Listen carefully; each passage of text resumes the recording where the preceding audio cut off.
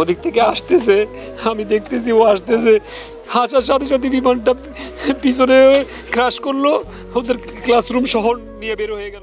বাবার দিকে আসছিল সামিউল, হঠাৎ পিঠে এসে পড়ল বিমানের জ্বলন্ত অংশ। সামিউল সোমবার স্কুলে যেতে চায়নি, মায়ের কাছে আবদার করেছিল আজ সে বাসায় থাকবে। সকালে উঠে ছোটবেলার কয়েকটি খেলনা উড়োজাহাজ শোকেস থেকে নামিয়ে মুছে পরিষ্কার করে খেলছিল সামিউল, কিন্তু তার মা বুঝিয়ে শুনিয়ে স্কুলে যেতে রাজি করান। এটা জানলে ওকে আমরা স্কুলে পাঠাতামই না বলেই কান্নায় ভেঙে পড়েন সামিউলের মামা সৈয়দ মনির হোসেন। রাজধানীর উত্তরায় বিমান বিধ্বস্ত হয়ে নিহত মাইলস্টোন স্কুল অ্যান্ড কলেজের 7ম শ্রেণীর ছাত্র 11 বছর বয়সী সামিউল করিমের মৃত্যুতে পুরো পরিবার শোকে স্তব্ধ হয়ে পড়েছে। সামিউলের মা রেশমা করিম তখন থেকেই খাওয়া দাওয়া বন্ধ করে দিয়েছেন। একমাত্র ছেলেকে হারানোর শোকে রেশমা এখন কান্নার শক্তিও হারিয়ে ফেলেছেন। বাবা রেজাউল করিম নির্বাক।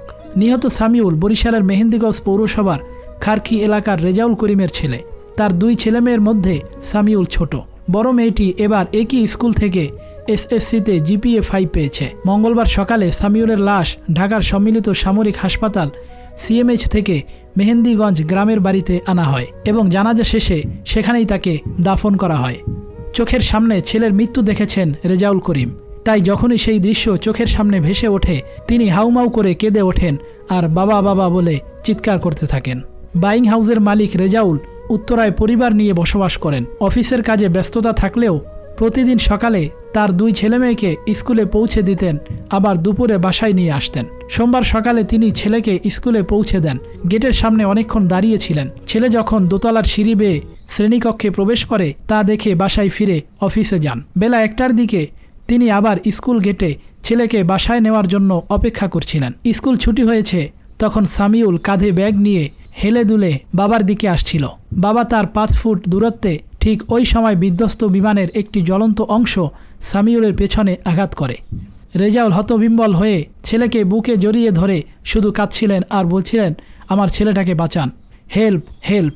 ঝলসে যাওয়া ছেলেটা তখনও তার বুকের মধ্যে ছটফট করছিল। একজন সেনা সদস্য তখন তার গায়ের পোশাক খুলে দিয়ে তাকে সাহায্য করতে এগিয়ে আসেন।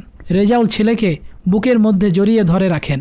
এর কিছুক্ষণ পরে একটি সামরিক হেলিকপ্টার সেখানে আসে এবং ছেলেকে নিয়ে সিএমএইচে নিয়ে যান। সেখানে নেওয়ার পর অপারেশন থিয়েটারে নেওয়া হয়। আধা ঘন্টা পর ভেতর থেকে একজন এসে বললেন, দুঃখিত, আমরা আপনার ছেলের জন্য কিছু করতে পারিনি।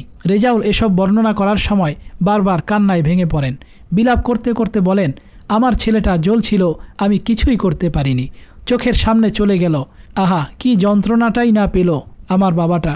কিভাবে আমি ওকে ছাড়া থাকব, কিভাবে এই দৃশ্য মনে রেখে আমি সারা জীবন বাঁচব।